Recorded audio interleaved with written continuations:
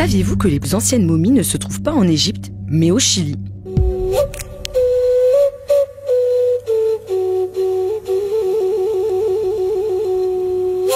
Les Chinchorros vivaient sur la côte pacifique et ils ont commencé à momifier il y a 7500 ans, soit 3000 ans avant les Égyptiens.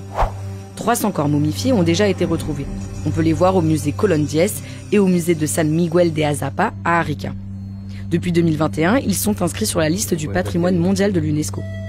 Comme le feront les Égyptiens après eux, les Chinchorros retirent les principaux organes de décomposition, comme le cerveau, les poumons ou les intestins. Puis ils assèchent les cavités avant de les remplir de différents types de bois et d'argile qui maintiennent la forme du corps. Mais ensuite, les Chinchorros le peignent avec de la terre colorée et l'enveloppent dans des fibres végétales. Pas de sarcophage donc chez les Chinchorros, qui sont des chasseurs-cueilleurs et des pêcheurs, et ne connaissent donc pas la céramique ni la métallurgie. Mais comment s'explique cette tradition de momification?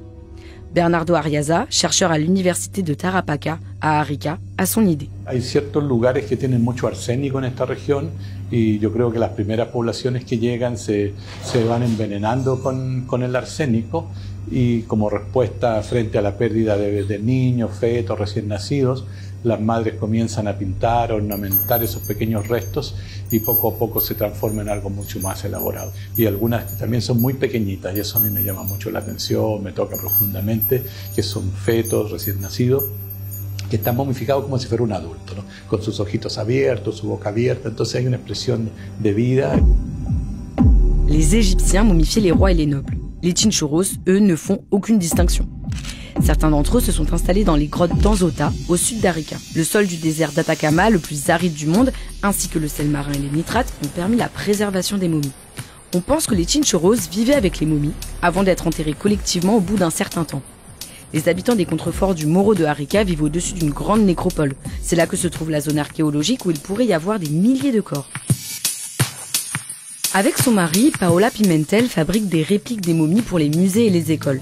C'est une façon de prolonger l'art mortuaire des Chinchorros. Il y a des momies noires recouvertes d'oxyde de manganèse et des momies rouges peintes à l'oxyde de fer. L'artiste a également sculpté un ensemble de 8 momies géantes qui se trouvent sur la plage de Camarones, à 117 km d'Arica. El Cantar del Viento es un hombre y una mujer, un hombre en estilo negro y una mujer en el estilo rojo. Son momias ahuecadas, están huecas, y adentro tienen instrumentos de viento. Entonces las esculturas suenan y sentir ese sonido ahí en medio de la nada es como un canto, ¿no? Bueno, la otra momia está emplazada en un acantilado, mide 4,5 metros, está hecha en hormigón armado y pesa alrededor de 5 o 6 toneladas. La cultura chinchorro es lo primero que pisó acá, el primer ser humano que pisaron estas tierras. Nosotros nos sentimos custodios de esta cultura. Nos sentimos privilegiados y con una responsabilidad.